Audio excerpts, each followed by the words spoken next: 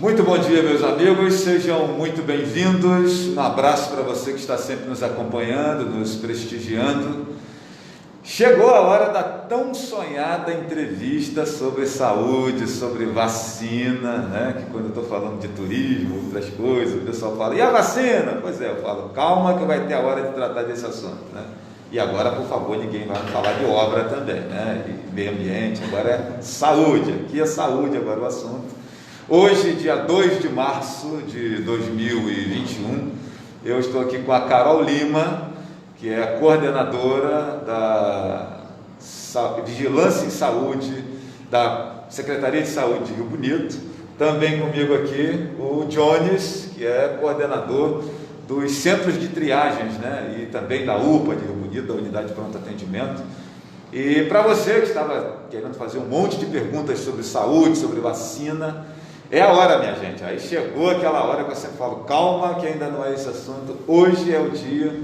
E nós vamos aqui fazer um bate-papo, um balanço aqui com o Jones e com a Carol, a respeito de como que está a vacinação. Vamos falar sobre a vacina em si, protocolos, uma série de questões envolvendo esse assunto. E eu começo, inclusive, pedindo que você compartilhe esse nosso vídeo aqui, que é de utilidade pública, é de informação para você. Então, a todos muito bem-vindos, né? E vamos às saudações aqui dos nossos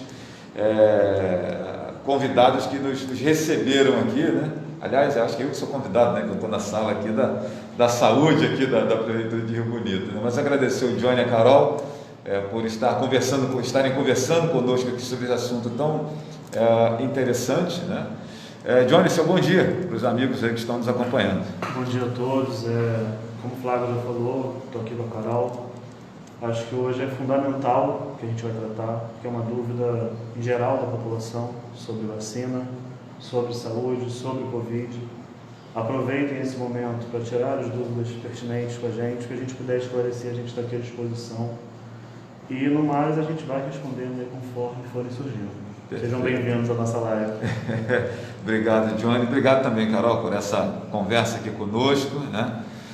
Seu bom dia para os amigos aí que estão nos acompanhando. Desejo um bom dia a todos e, na verdade, a gente que agradece, né, a oportunidade de estar trazendo mais informação para a população e tirando as dúvidas, né, que são muitas num momento como esse de pandemia, né, de campanha de vacinação contra a Covid, e pedir que vocês enviem mesmo as perguntas que a gente vai estar respondendo o máximo que a gente conseguir aqui junto com o Flávio Azevedo. Já tem uma pergunta interessante aqui da minha amiga Simone Muniz, que ela pergunta sobre, ela é cuidadora de idosos, né? E ela fala se ela tem direito, como é que ela faz para vacinar, como é que está isso, Carol? Sim, ela tem direito, ela entra, né, nos critérios elegíveis aí pelo Ministério da Saúde, pelo Plano Nacional de Saúde, como um grupo prioritário, né? A gente precisa, na verdade, ver como comprovar essa atividade dela, né? Então, ela levar uma declaração do empregador, né? Se ela tiver a carteira assinada, levar também a carteira assinada, né? Ela precisa levar documentos que comprovem a função dela como cuidadora, e aí vai receber sim a vacinação. Carol, eu queria também perguntar como é que está, né? É uma primeira conversa nossa desde que a vacinação começou. Que balanço que você faz das ações até aqui? Começamos com aquela campanha das pessoas acima de 90 anos, e aí nós descobrimos que tinha gente de mais de 90 anos pra caramba em Rio Bonito. A gente pensou que era só um ou dois. Tem bastante bobozinho aí com mais de 90 anos, né? E agora já estamos na fase das pessoas acima de 80 anos, né? Queria que você fizesse para a gente um balanço de como é que foi até aqui, como está sendo até aqui essa campanha de vacinação.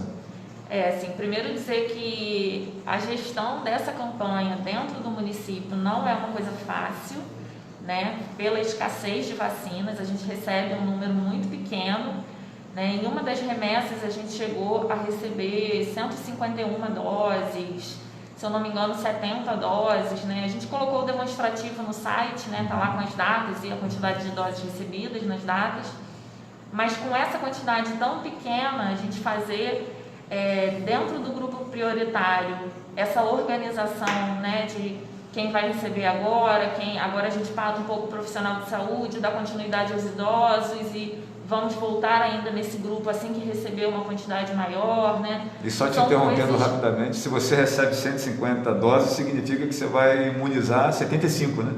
Porque são duas, né? Aí depende. Acho que isso é uma coisa que é bom a gente falar isso também, né? Isso, mas assim, depende de como vem isso do Estado. Ah, tá. Né? Porque eles não estão mandando a segunda dose, tem um negócio desse também, né? Eles estão segurando a segunda dose no Estado, em posse do Estado, para que seja enviado numa próxima remessa. Não correu o risco de alguém com coração bom resolver imunizar todo mundo, né? E aí você fica com a segunda dose comprometida, né? E aí, assim, isso tem sido difícil também porque a gente tem feito da forma, seguindo as orientações, né, tanto do Estado, do Ministério da Saúde e do Ministério Público, que tem acompanhado de perto os municípios, né? A gente tem feito contatos constantes com a doutora Manuela, né, que é a promotora do Ministério Público, é quem está nos acompanhando. Que já veio ao Rio Bonito? Já veio ao Rio Bonito, a gente já tem uma nova visita dela prevista para hoje, estamos aguardando. E a gente vê também assim, muitas pessoas comparando, né, um outro município já está fazendo 70 anos, ou um outro município...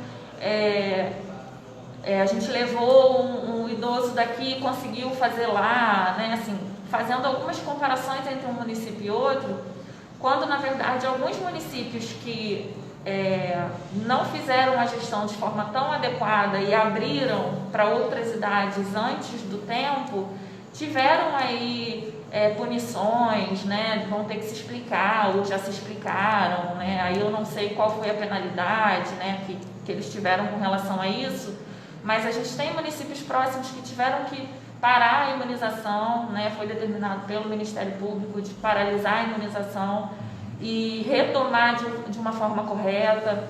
Então, assim, a gente quer tranquilizar, né, os municípios de Rio Bonito, que a gente tem feito isso da forma como vem essa orientação desses 3 órgãos que eu citei, né? A gente não está fugindo dessas determinações de forma nenhuma e com a quantidade pequena de vacina que chega, a gente está fazendo a gestão dessas doses em cima dessas recomendações. A gente não está fugindo dessas recomendações, né? Claro que vendo também as sugestões, né? Muitas pessoas têm colocado sugestões, por que não faz um drive-thru, né? E aí a gente conseguiu fazer no sábado para tentar agilizar a imunização, né? As 700 doses que a gente recebeu de uma só vez para fazer acima de 80 anos, a gente conseguiu dar agilidade, né, e fazer aí 700 idosos no sábado.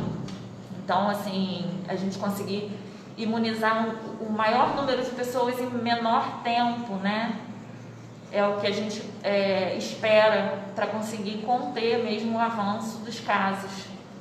Então, acho que tem, assim, diante das limitações impostas, né, acho que a gente tem conseguido, sim, fazer uma gestão da campanha de forma eficiente no município. Perfeito.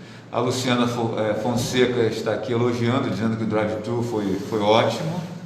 E tem aqui a Daniela pedindo para você não esquecer do namorado dela, que vai fazer uma cranioplastia e precisa estar vacinado, né, e tal. Esses procedimentos assim, quem vai fazer uma cirurgia e tal, como é que está isso, Carol? Tem algum tipo de protocolo específico para essas pessoas, né? Como é que funciona isso? Então, a gente está organizando a vacinação dos acamados, né? Seguindo por idade, por enquanto, né? A gente, pelo quantitativo restrito de vacinas que a gente vem recebendo, a gente ainda não conseguiu fazer de todos os acamados do município, independente da idade, né? Mas é uma coisa que a gente está avançando e está programando.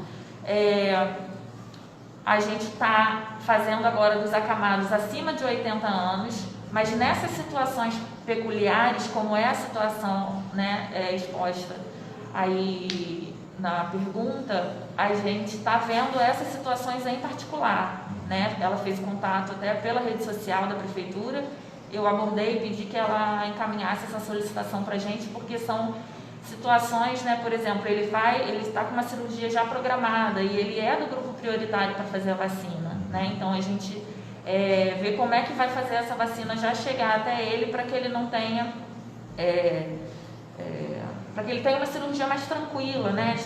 Chegue para a cirurgia de forma mais protegida. Ou seja, cada caso é um caso que vai ser analisado pela equipe técnica dentro dos protocolos que você dispõe, né? Isso, perfeito. Você falou, Carol, também em Ministério Público, né? Sim. E aí eu queria aproveitar para dar espaço para você falar um pouquinho, o Johnny também, sobre a questão do fura-fila, né? Que nas redes sociais, sobretudo, fala-se muito disso, né? E assim, oficialmente, né? Qual o posicionamento da Prefeitura, da Secretaria de Saúde em relação a essas supostas denúncias, né? De fura-fila, né? Então, como é que é isso? Como é que vocês estão gerenciando essas questões? O Ministério Público ele tem um canal, né, específico para essa questão do fura-fila, né? Até é um canal de denúncias que tá funcionando muito bem, está, né, aberto para isso.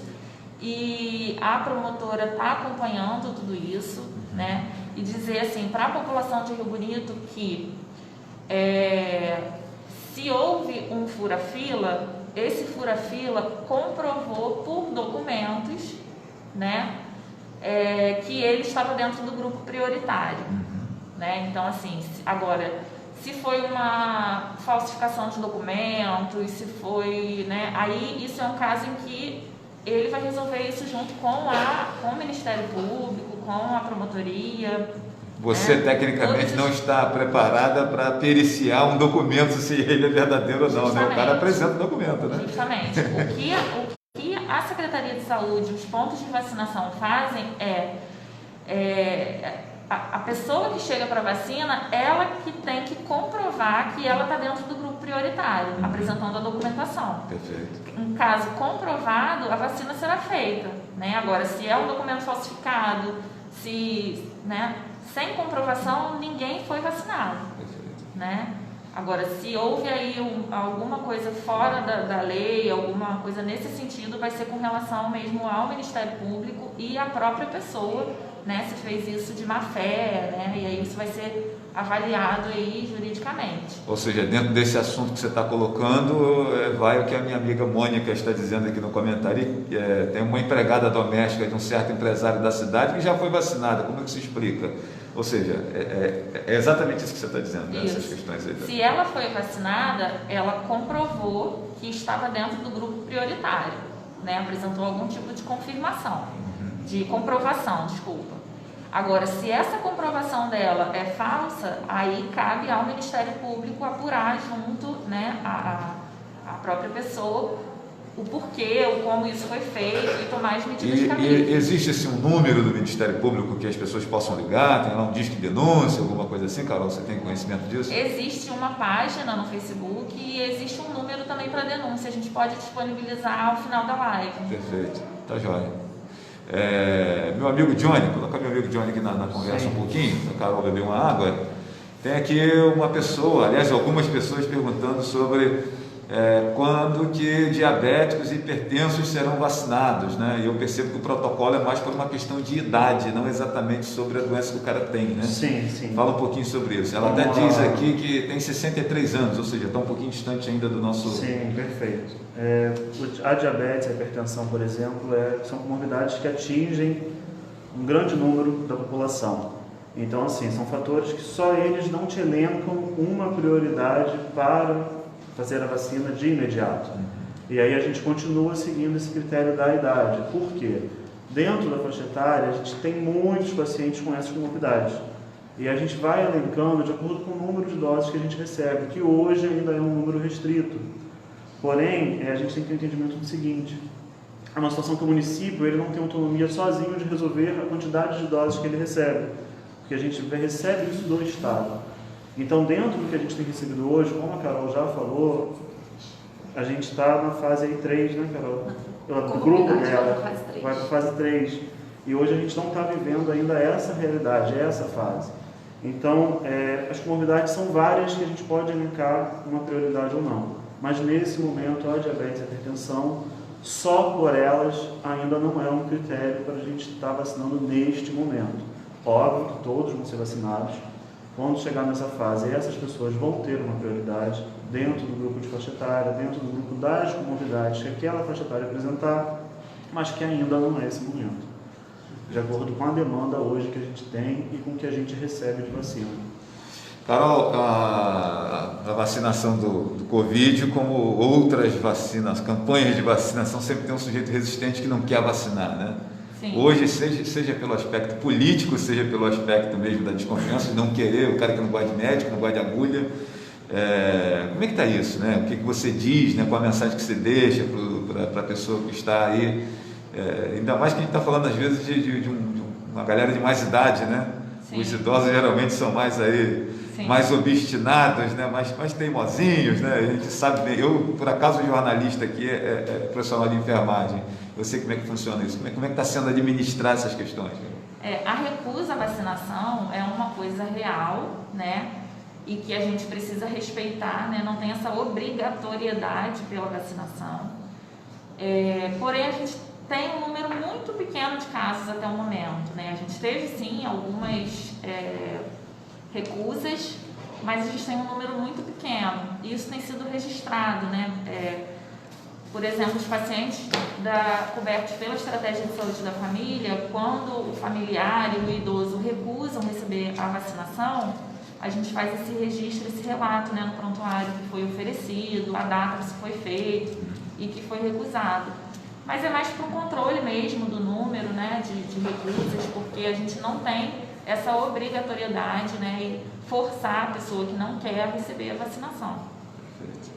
Bom, e aí, gente, nós estamos falando de duas situações aqui muito interessantes, né? Tem o cara que não tem direito ainda e está querendo furar fila, né? Mora em céus e terra para ser vacinado, e a pessoa que tem direito e não quer. São situações assim, muito, acabando sendo complexas, né? Para quem gerencia esse momento de pandemia, onde está todo mundo aí com os nervos à flor da pele. E para você que está chegando agora, eu estou conversando aqui com Carol, né? Com a Carolina Lima, que é coordenadora da Vigilância em Saúde, da Secretaria de Saúde da Prefeitura de Rio Bonito, e também aqui conosco o meu amigo Jones, que coordena os 2 centros de triagem. Daqui a pouco a gente vai falar um pouquinho também sobre o centro de triagem, a descentralização, os resultados disso, né? Mas basicamente a pauta principal hoje aqui na nossa conversa é a questão da vacinação. O Marcelo Henrique está cumprimentando aqui Carol e Jones pelo drive-thru, dizendo também que foi muito bem organizado, foi muito bem recebido, muito bem atendido, né? E aí eu pergunto, né, a possibilidade da gente de repente conseguir ter novamente o drive-thru em outras situações. É possível, né? Sim. Vai ser um protocolo aí que a prefeitura vai adotar? A gente fez, né, o primeiro nesse sábado, a gente avaliou que foi muito positivo, né? E claro que a gente vai ajustando, né, as coisas que a gente pode melhorar para os próximos, mas a gente acredita que funciona sim, e isso vai depender do número de doses que a gente vai receber, né? A gente recebendo uma quantidade de doses que dá para a gente abrir, né? Apesar de 700 doses a gente achar que era um número considerável, né, para abrir, a gente viu que, por exemplo, na Bela Vista, né, no ponto de vacinação da Bela Vista, e em 2 horas a gente fez 200 doses, né? E aí terminou, em todos os pontos a gente terminou aí por volta do 12:30, né? Que foi o último local, que foi o Almir Branco, a gente terminou por volta desse horário. E aí é nessa organização mesmo, acho que atendeu muito bem ao que a gente esperava, né? Conseguir fazer um número de pessoas em menor espaço de tempo, né? Mesmo a vacinação acabou cedo no sábado, porque a gente conseguiu que as pessoas não ficassem muito tempo na fila, a gente conseguiu adiantar bem a fila, atender a todos de forma muito rápida. E os idosos, né, assim, o idoso é um público que procura o atendimento muito cedo realmente, né? Então é um público mais ansioso, né? Ele quer o atendimento logo pela manhã cedo, né? Então a gente quer ficar livre, né? Quer ficar livre logo daquela responsabilidade. E assim, a gente avaliou como bem positiva a ação do sábado e pretende sim fazer outras, né, para atingir aí outros grupos prioritários aí dentro do que foi eleito pelo plano, né, de vacinação. Tá certo. Johnny, tem aqui uma pergunta, né? Meu pai tem 75 anos, né? Qual é a previsão para ele receber vacina? Outra coloca aqui, e acima de 70 anos, quando será? Eu acho que não é uma questão exatamente da idade, mas sim do volume de vacinas que você recebe, né, para imunizar as pessoas, né? Acho que é importante a gente falar isso para a galera, né? Porque não é exatamente a idade, assim, por você, eu acho que estava todo mundo vacinado, se fosse possível, nós, né? já tinha vacinado todo eu acho mundo, que todo mas mundo. infelizmente a gente depende dessa quantidade de vacina. Como o exemplo que a Carol deu, a gente recebeu uma quantidade de 700 doses para de 80 a 89, e que ainda não foi suficiente para cobrir toda essa faixa etária. Então, assim, a gente também não elenca essa faixa etária de acordo com o que a gente deseja. A gente recebe aquela quantidade de doses para uma determinada faixa etária. Quando a gente terminar de vacinar esse grupo, aí a gente começa a descer a faixa etária. E aí vai ser o momento que essas pessoas vão estar sendo vacinadas. Mas nenhuma expectativa de quando será, né? Porque não, isso depende da a gente entrega. ainda Né? está recebendo as doses para de 80 a 89. E aí, quando começar a receber essa quantidade, a gente vai informando. E esse protocolo de idade ele é determinado também pelo Ministério da Saúde e pelo Estado, né? Exatamente. Não é você que define, acho que é importante falar isso. Né? Perfeito. A gente tem que seguir a orientação deles. Se a gente faz diferente, a gente pode ser responsabilizado por isso. Por isso que o Ministério Público está acompanhando de perto. Tão de perto. Perfeito. E aí eu queria aproveitar a oportunidade, Johnny, já que nós estamos falando aqui com o coordenador dos centros de triagem, né? Nós tivemos essa novidade, né? O centro de triagem que funcionava ao lado da UPA, ele acabou sendo fechado e se colocou um lá no Esperanção, né, no 2º distrito, e outro no Loyola para atender a galera aqui da parte mais central, né? Sim.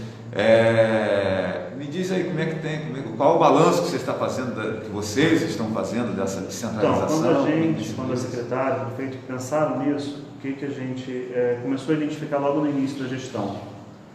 Que a gente tinha ao lado da UPA um centro de triagem e que ele, por ser ao lado da UPA, dava uma característica à população. Deixa eu te interromper rapidamente, Johnny, só para Carol dar a notícia em primeira mão aqui para a gente, para quem não acredita, né, que o Ministério Público está acompanhando de perto. Agora eu recebi a informação, né, de que a promotora chegou para fazer a visita e eu vou ter que encerrar minha participação aqui na live com vocês para ir atender a promotora lá junto com a Jane, tá, para dar todas as informações que ela me solicita. E vocês podem continuar mandando perguntas que a gente vai, né, conforme aí o decorrer do dia, tentando passar aí as respostas para o Flávio Azevedo, para que ele possa esclarecer vocês também, tá? Deixo vocês com o Jones e com o Flávio. Obrigada. Obrigado, Carol. Só uma última pergunta. Dúvidas podem ser tiradas lá no posto Almir Branco também, né? Sim, lembrar para a galera isso, né? Que é a central de vacinação, né? Lá em frente ao Barão, pessoal, não é isso, Carol? Isso mesmo. Lá a gente tem, né, a coordenação de imunização e as dúvidas também podem estar sendo tiradas por lá. Perfeito. Obrigado pela disponibilidade e boa sorte para você. Obrigada. Leva um abraço para a Jane. Obrigada. Voltamos então aqui com o meu amigo John. Jones, você falava sobre a descentralização, as vantagens e os aspectos. A gente percebeu que, por ser o lado da UPA, além de dar uma característica como se fosse uma unidade de emergência, à margem da rodovia, e a gente estava atendendo muitos casos ambulatoriais de pessoas que não eram munícipes da cidade. E nesse período de pandemia, a gente tinha uma limitação de testes rápidos, de equipamentos, né, em situações. E aí o que a gente identificou também? A distância pela parte demográfica para as pessoas do Parque Andréia, Boa Esperança, daquele distrito, ficava muito ruim a locomoção. Nem todos, a gente tem que pensar também na questão social, tinham condições de repente pagar 4 passagens para estar ali, 2 de ida e 2 de volta. E aí, com a equipe que a gente tinha, a gente identificou que conseguiria montar os 2 polos.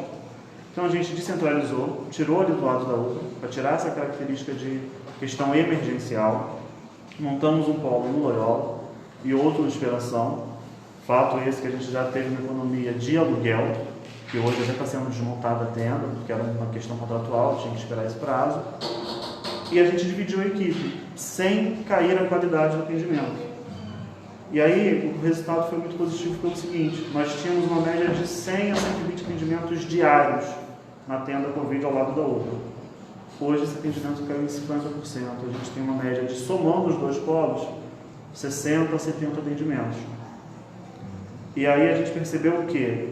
Só 50% dos atendimentos eram para munícipes reunidos. Vale ressaltar, gente, que o teste rápido ele é um fator epidemiológico.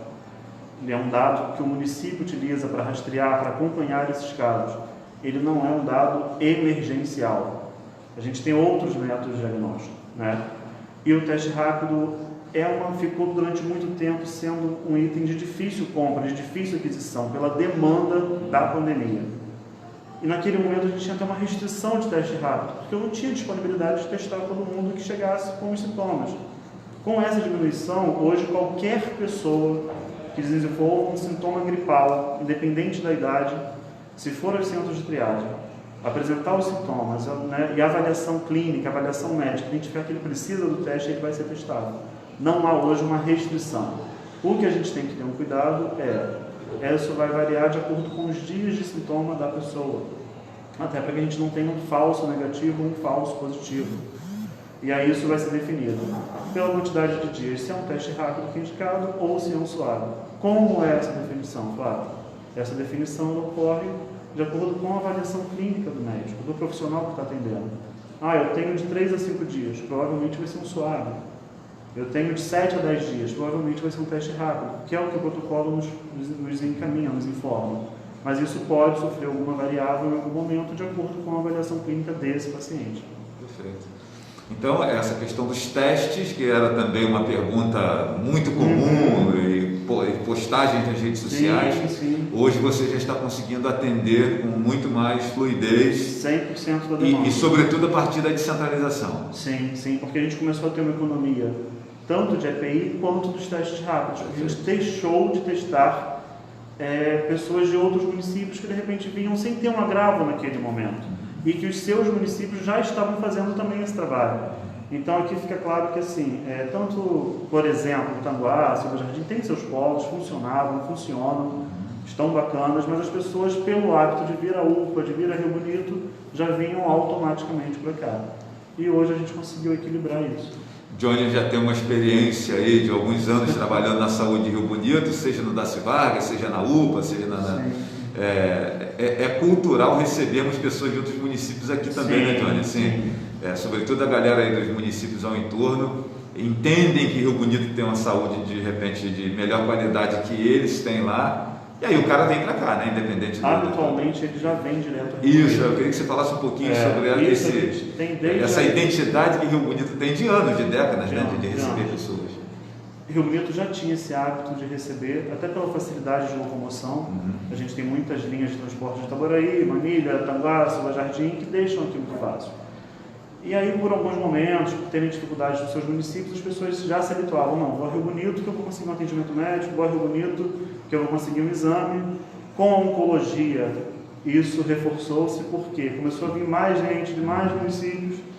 E aí os acompanhantes começaram a conhecer o trabalho das unidades, começaram a gostar, passa a nova direto para Rio Bonito. Por um lado, isso é bom porque reconhece a qualidade do nosso trabalho. Claro que em algum momento a gente falha, como qualquer outra unidade de saúde, mas a gente trabalha sempre buscando o melhor. E o lado ruim é que aumenta demais a nossa demanda por munícipes que não são daqui. E aí a gente tem um gasto maior, uma despesa maior, mas a gente sempre tenta acolher e atender da melhor forma possível. Sara Portugal pergunta: tem previsão de volta à vacina dos profissionais de saúde? Eu pensei que todos eles tinham sido vacinados, mas parece que tem um critério também. Tem um critério, porque primeiro a gente vacinou todos que estão na linha de frente do Covid. Trabalhando, né? Trabalhando exatamente com o Covid. Começando inclusive no centro de triagem. Centro de triagem, CTI do Daci Vargas, enfermaria Daci Vargas. E aí vacinamos essas pessoas. Fomos para as demais linhas mais próximas da área Covid. E assim a gente vem seguindo conforme a determinação do Estado. Porém, chegou essa fase que o Estado pediu que a gente começasse a focar um pouco mais nos idosos, nos acamados. Mas em breve a gente retoma conforme a orientação que o Estado vem dando para os demais profissionais.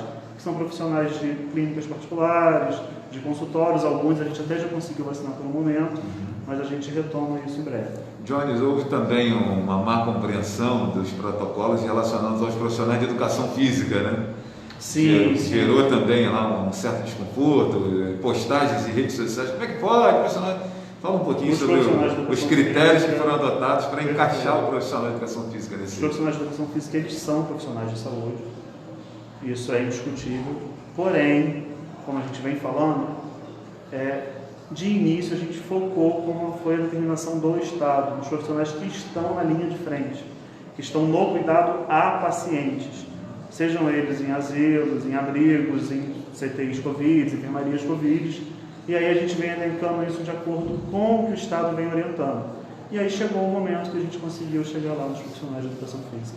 E ainda teve aquela polêmica de alguns que conseguiram e outros não. Parece que o critério era profissionais de saúde, de educação física, que estão ligados à saúde, outros estão ligados à educação. Sim, tem um negócio sim, desse tem também, um diferencial pelo contato com o paciente ou com possíveis contactantes. O profissional de educação física que trabalha na assistência à saúde, ele é mais propício a se contaminar. E por isso ele teve, e aí nesse critério de prioridades, ele foi primeiro do que o profissional que está na educação. Perfeito. Bom, gente, para você que está chegando agora, né, vamos aqui lembrar para você que eu estou conversando agora com o Jones, né, inicialmente estava conosco aqui a Carolina Lima, que é a coordenadora da saúde, da vigilância em saúde da Prefeitura de Rio Bonito, da Secretaria de Saúde. Na pauta, o assunto é vacinação, né? A gente está aqui trazendo, esclarecendo dúvidas das pessoas, algumas coisas que são abordadas e apontadas nas redes sociais, e dando a oportunidade dos técnicos responderem. A Carolina teve que se ausentar porque o Ministério Público chegou lá no posto Almir Branco, né? Não é para prender ninguém não, tá, pessoal? Para poder fazer uma vistoria que eles sempre fazem sobre como está sendo gerenciado. A Carol já explicou isso na entrevista, no início da nossa conversa, que vai ficar gravada aqui na minha página para quem quiser assistir depois, mais detalhadamente, enviar para alguém. Eu peço que você compartilhe essa nossa conversa aqui de utilidade pública com informações técnicas, profissionais, importantes, de quem está realmente olhando para esse negócio aqui. A gente tem um monte de especialista de rede social, né? Mas aqui a gente está falando com a galera que é especialista mesmo no assunto, né? E agora a gente está unicamente aqui com o Johnny nessa nossa conversa. E a gente vai tratar de um tema agora que eu acho extremamente importante, que é a transferência de pacientes para outros municípios, o que gerou também, em virtude do encerramento ali, da negociação do contrato entre prefeitura e hospital. E eu não quero entrar aqui na situação polêmica da negociação, e sim falarmos tecnicamente de como isso funcionava. Tem agora algumas determinações, inclusive, protocolares de Estado, do Ministério da Saúde, que as pessoas não podem, inclusive, recusar a transferência. O Johnny vai explicar isso mais detalhadamente para a gente, como é que fala aí, Johnny, que tinha inúmeras pessoas que não queriam levar. Sim, não vou aguardar sair a vaga aqui. Perfeito, esse é um assunto muito delicado, porque a gente entende que a pessoa ela quer ter o familiar mais próximo, porém, ao mesmo tempo, acaba sendo um pouco contraditório, porque a gente não consegue propiciar que a pessoa esteja perto do seu familiar, por ser um agravo que ele é contagioso. A gente não permite as visitas, não pode entrar na enfermaria, não pode visitar a família. A gente tenta deixar aí um contato telefônico, quando possível por videochamada, para tentar aproximar da forma melhor possível. E aí o que aconteceu? Até quando ainda tinha o Darcy, de repente o Darcy lá estava lotado, chegava um paciente na UPA, por exemplo, e a gente tem que solicitar transferência, porque a UPA, por protocolo, a intenção é que a pessoa não ultrapasse 72 horas de internação. Mas no Covid é até menor. A intenção é que não ultrapasse 24 horas. Reforço, gente, que isso é a intenção. Pode ser que ultrapasse, pode ser que fique menos. Mas a gente trabalha sempre com uma medida, e a nossa medida é que não passe de 72 horas. No geral, a gente tem conseguido transferir os pacientes com menos de 24 horas, que é o ideal. E o que acontece? Só para ficar bem claro, toda vez que um paciente interna, a gente tem que colocar esse paciente nas centrais de regulação, mais especificamente no SER, Sistema Estadual de Regulação. O médico vai lá, vai fazer um pedido de solicitação de vaga, seja para a enfermaria ou para a CTI. O núcleo de regulação vai inserir esses dados no sistema. Mesmo que o setor de Rio Bonito, Covid, do Darcy Vargas esteja aberto, esse SER tem que ser acionado. Tem que ser acionado. Até para o Darcy Vargas receber, o paciente tem que estar no SER. Tem que estar regulado. Tem que estar regulado. Independente dele ir para o Darcy Vargas ou não, independente ele vai regulado. Vai ter que ser regulado. Não é porque o hospital é na cidade, porque é aqui do lado. Não. Porque... E aí o que a central não entende? Se no Darcy Vargas tiver a vaga, é óbvio que vai ser prioritário até pela distância, pela locomoção, pelo transporte, pela segurança do paciente. Mas se o Darcy Vargas retornou ao atendimento, está com os 10 leitos cheios, exemplo, ele vai jogar para o próximo hospital, que disponibilizar a vaga lá. Esse hospital pode ser o Estadual João Batista Cáfaro, pode ser o de Vassouras, pode ser o de Volta Redonda, vai ser o primeiro que disponibilizar a vaga que atenda a necessidade daquele paciente. Até então, Flávio, a gente tinha uma opção da família recusar isso e assumir a responsabilidade. Porém, no parecer 58 da SES, pela Procuradoria, essa opção não existe mais. Porque o que esse parecer ele diz de forma resumida? Da Procuradoria do Governo do Estado? Do Governo do Estado, tá? Isso é uma determinação do Estado, não é municipal. Acho que vale a gente focar nisso para entender que não é que o município não quer que o paciente fique na UPA ou que ele vá para outro município, não é isso. É como se trata de uma doença pandêmica, de pandemia, a gente tem que tentar solucionar da forma mais breve e eficaz possível. E aí a gente coloca na central, a central está num trabalho muito eficaz de tentar garantir a vaga desse paciente. Então todo paciente que precisa de um cuidado prolongado, o que é isso? Um cuidado que vai garantir uma internação maior que 24 horas, ele tem que estar inserido. E aí a central disponibilizou a vaga. Mas eu não quero que o meu familiar vá para São João de Meriti, porque é muito longe. Não há mais essa opção. A Procuradoria, ela fez uma normativa, a gente deixa nas unidades para que a família consulte, para que esclareça, a gente dá a cópia. Se sair a vaga e a família recusar, é como se ela estivesse impedindo aquele familiar a garantia de um tratamento que a gente não possa ofertar. Não possa ofertar por quê? Porque uma unidade de pronto atendimento não é uma unidade de internação, tá? Não é que falte material, que falte profissional, não é isso. É o perfil da unidade que não é voltado para tratar aquele tipo de doença. Porque a gente está no caos do Covid. Mas assim como quando você chega no hospital, você não fica internado na emergência, você vai lá para dentro, né? Perfeito. Só que os prédios são anexos, né? Exatamente. E até porque a gente tem que lembrar que as outras doenças não deixaram de existir. A gente continua tendo AVC, continua tendo infarto, continua tendo infecção urinária, pneumonia, e eu não posso deixar uma unidade só para o Covid e esses outros pacientes. Por isso que o Estado ele organizou isso com hospitais de referências, com áreas específicas para receber esses pacientes. Então, quando a gente fala de UPA, por exemplo, de centro de triagem, a gente está falando de atendimento inicial. E a continuidade desse atendimento vai ser dada com essa regulação dos pacientes. E aí, o que diz nesse parecer? Que chegou na unidade, a unidade ela é obrigada, ao entender que o paciente precisa de um cuidado prolongado, solicitar a vaga de transferência. E aí a central é quem vai alocar para onde esse paciente vai. E se a gente tem uma recusa, agora, com esse parecer da Procuradoria, ele fala até do uso da polícia para garantir esse atendimento, para que a gente não cause uma negligência. É claro que a gente vai tentar nunca usar isso, que a gente vai tentar sempre no bom senso, na conversa, esclarecer a necessidade de dar uma garantia ao atendimento a esse paciente, de dar um conforto, de propiciar o melhor possível. E o nosso melhor naquele momento é garantir que ele tenha um suporte adequado. Perfeito. Então, minha gente, não tem mais aquela situação de não quero transferir papai, né? Não quero transferir meu filho, não quero transferir a esposa, porque eu acho que tem que ficar em Rio Bonito.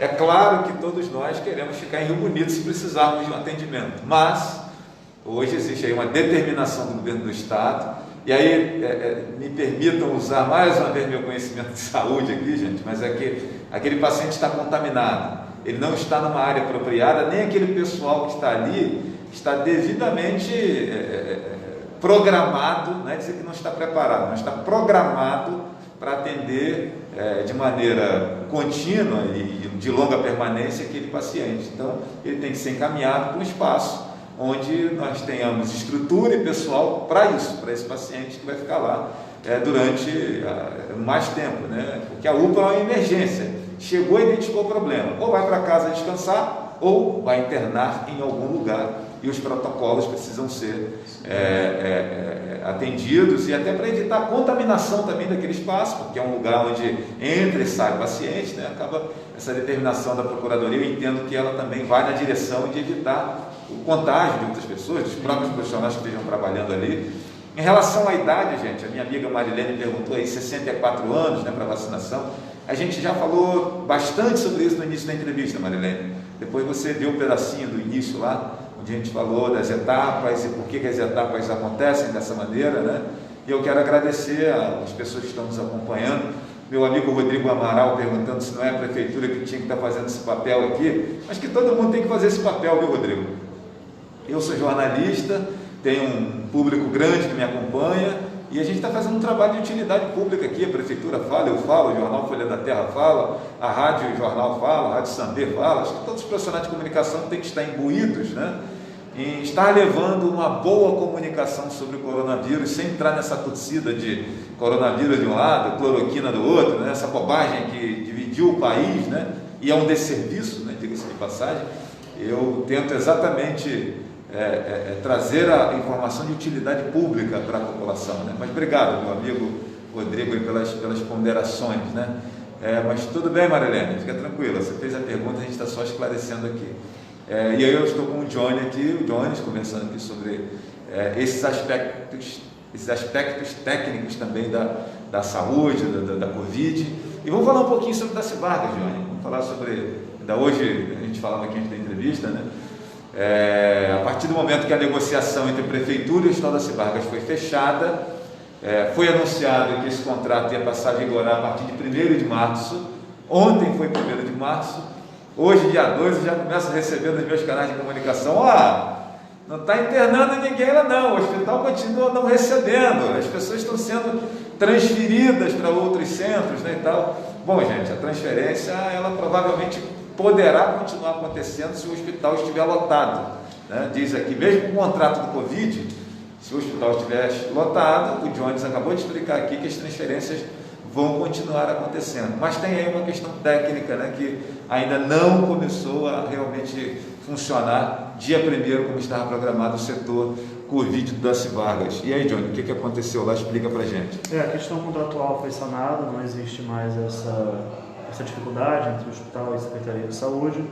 O que aconteceu é que ontem, imprevistos acontecem, o hospital teve um problema técnico na rede de ar. Mas eles nos ligaram, avisaram, informaram e já estão sanando. Acreditamos que entre hoje e amanhã já normalize. Mas é aquilo, a unidade de emergência pode apresentar e aí defeitos, problemas técnicos, o que é comum, porque a unidade ela funciona 24 horas, os 7 dias da semana, e em algum momento precisa de reparo. Mas eles nos deram essa satisfação, informaram o que havia ocorrido, e já ontem mesmo começaram a tentar solucionar para começar a receber os possíveis pacientes. Jones, ainda sobre o contrato entre a Prefeitura e o hospital, a estrutura que está sendo disponibilizada para atender os pacientes com coronavírus, Covid-19, é aquela mesma de antes, é menor? Foram pactuados 10 leitos de CTI, que é a mesma quantidade, e 10 leitos de enfermaria. Antes haviam sido pactuados no outro contrato, 15 leitos, mas como a gente percebeu que a demanda para a enfermaria tem diminuído bem, foram pactuados desses 10 leitos. E caso haja uma demanda, um crescimento novamente no vírus, que a gente espera que não aconteça, a gente pode estar aumentando esse número de leitos se identificar a necessidade. Você fala aí sobre a questão de leitos, né, de pactuação. Lembro de algumas pessoas também fazendo uma reclamação em relação aos serviços lá do hospital e tal. A Prefeitura fiscaliza isso com regularidade, Johnny? Como é que funciona isso? Sim, né? Como é que é essa relação da Secretaria de Saúde, que é o tomador de serviços, com o hospital, que é o cara que vende, no caso, o serviço para a Secretaria? Não só na área Covid, mas como existe um contrato entre Secretaria e hospital, dentro do contrato a gente tem um documento, um braço, que é o POA, que é o Plano Operativo Anual. E aí onde é estabelecido o que o hospital, o que o município compra, o que o hospital fornece de serviços. E dentro disso é avaliado mensalmente se o hospital cumpriu as metas, se fez os números de internações, os números de procedimentos, se esses leitos realmente estão sendo regulados. Por isso a gente tem que colocar no SER, porque é uma forma também do Estado acompanhar, controlar como está sendo esse acesso à unidade.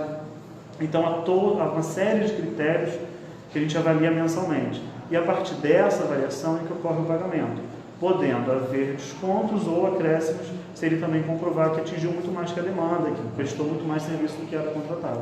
E já que nós estamos falando aqui da questão de transferência de pacientes, essa coisa toda, outra conversa de rede social, a questão da comunicação a respeito do volume e da quantidade de internados, de contaminados fora do município, né?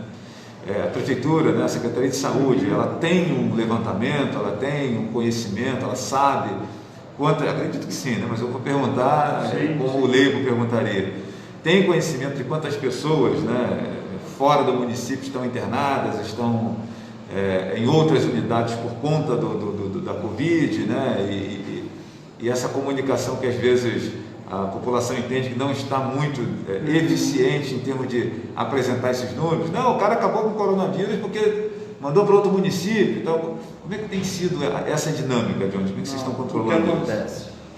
O paciente que ele dá entrada na nossa emergência, é internado por nossa emergência, notificado no nosso município, a gente tem esse dado de imediato.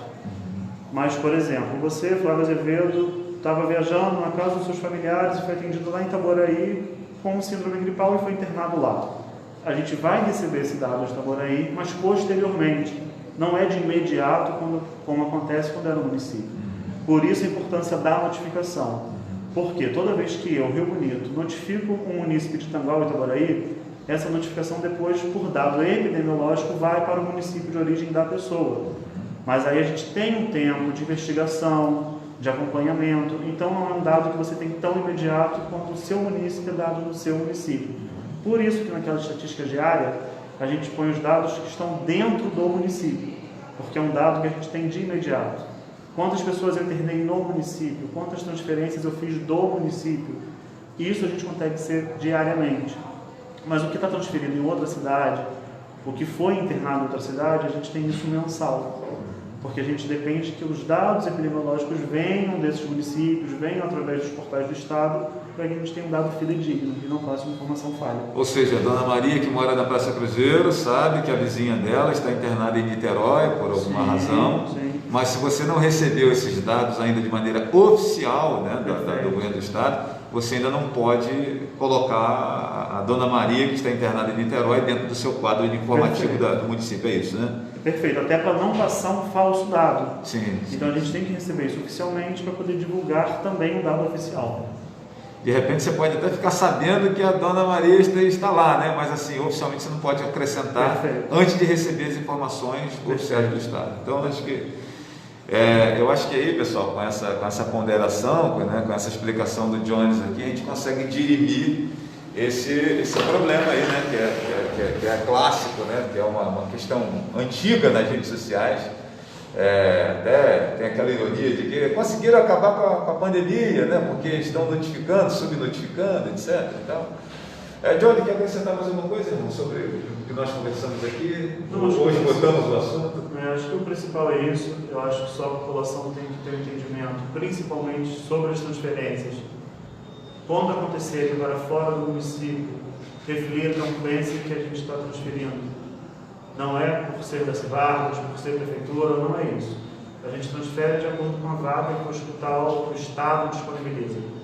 E a gente transfere pensando no cuidado melhor para esse paciente, por algo que a gente naquele momento, a nível de internação, possa não ter. É claro que a nossa intenção é sempre que vá para o mais próximo possível. Mas nós, enquanto município, não temos autonomia de definir para que hospital do Estado ele vai. A regulação lá é estadual. Tá? Então a gente tem que ter esse cuidado, que infelizmente a gente não tem esse poder. Não foi o prefeito que inventou, não foi o secretário de saúde, não foi o Johnny, nem a Carol, né, que inventaram. Isso é uma questão de regulação estadual. O domínio dessa regulação é do Estado. Então, só para a gente ter sempre esse cuidado e refletir, às vezes, não o que é melhor para a gente enquanto familiar, mas o que é melhor para o paciente naquele momento. Perfeito. Então, assim, minha gente, informações nos postos de saúde, informações lá no setor de vacinação ali no posto Almir Branco, né? Lá em frente o Barão do Rio Branco, né? E a gente sabe que as redes sociais geram um grande barulho, né? Mas a gente tem que ter cuidado aí com as ponderações aí que por vezes nós encontramos nas redes sociais, e por isso que eu estou aqui conversando com o pessoal técnico aqui, trazendo essas informações, esclarecimentos para você que está aí ligado no nosso bate-papo, né? Johnny, quero agradecer. A gente agradece a disponibilidade, a possibilidade de estar esclarecendo algumas coisas, e qualquer dúvida, toda a equipe da saúde está à disposição para esclarecer. Perfeito. Bom, é isso, minha gente. E assim, Johnny, para descontrair agora, eu lembro quando a gente era moleque, né? 11 anos, 12 anos, eu morando na Serra do Sandê, a gente ficava olhando para cima o tempo todo, né? tentando pegar pipa voada e olhando as asas deltas que passavam, né, naquele tempo, lá nos anos 80. Hoje, a galera fica acompanhando os helicópteros, né? Ontem, por exemplo, na hora que o helicóptero chegou, várias postagens no Facebook. Gente, chegou a vacina. Acho que os helicópteros nunca foram tão celebrados, né, quando chegam no Rio Bonito, né? E recebemos mesmo ontem, né? Recebemos uma quantidade de uma cidade, né? Como tem sido isso? Semanal? É de acordo? Não existe uma... Não tem uma periodicidade estabelecida ainda. É de acordo com a disponibilidade do Estado. Perfeito. Então é isso, gente. Lembrando que se o município tem direito a 150 vacinas, o Estado manda só a metade, e aí depois de 15, 20 dias, de acordo com o protocolo, que ele manda o restante, para evitar que Johnny fique com o coração mais balançado, né, com um amigo. Flávio chegou aqui, cara, pô, meu amigo, pô, então vamos vacinar ele fora do... Então o município recebe apenas metade das doses que tem direito, e depois de 20 dias, de acordo com o protocolo, que tem vacina que é 15 dias para fazer a segunda, tem outros que é 20 dias, né, de acordo com... Você tem Coronavac, tem isso aqui, de acordo com a qualidade com o fabricante, né? Fabricante, com lote. Então, assim, cara, o município não recebe todas as vacinas de uma vez. Isso aconteceu naquelas primeiras 1.700, né? Sim. Aquelas primeiras 1.700 que chegaram, bom, vai vacinar 1.700 pessoas. Não, era 1.850, né, mais ou menos. Sim. E o município só recebeu a metade, depois que recebeu o restante. Então, só recebendo aos poucos, né? É isso? Então, assim, gente, são informações importantes que nós precisamos saber antes de fazermos o juízo de valor sobre um assunto que acaba sendo tão importante que, se colocarmos na rua informações equivocadas, isso gera um transtorno, gera um descontentamento aí e desinformação da população, que não é bacana, sobretudo nesse tempo de pandemia que vivemos. Obrigado, Johnny. Minha gente, eu agradeço você também, que esteve aí nos acompanhando aqui nesse bate-papo sobre vacinação, sobre Covid, como que a equipe técnica da Prefeitura está lidando com isso. Quero agradecer aqui a secretária Dayana, né, por ela que fez esse meio campo aqui, nos trazendo para conversar com a Carol e com o Jones, né? Cumprimentar a Dayana, viu, pessoal? Porque eu sempre gosto de conversar com a equipe técnica das secretarias, que é essa galera que realmente entende, que tem a formação. O secretário, ele é apenas um gestor de pessoas, né? E às vezes o secretário faz questão de aparecer e acaba não falando, aí no meio da conversa ele tem que, não, chama fulano aí para falar, né? E assim, bacana, Daiane, parabéns, né? Você trouxe aqui a equipe técnica que está mergulhada no assunto e que trouxe informações muito interessantes para nós, né? Isso é muito legal, esse posicionamento, né, do gestor. E eu vou ficando por aqui, agradecendo você. Volto daqui a pouco mais no programa Flávio Azevedo, ao vivo aqui na nossa fanpage também. Valeu, gente? Beijo grande para os amigos aí que estão sempre nos prestigiando. Compartilhe o vídeo, viu, galera? Né? Que tem aqui informações preciosas para você. Obrigado, gente. Tudo de bom. Um abraço grande. Um abraço.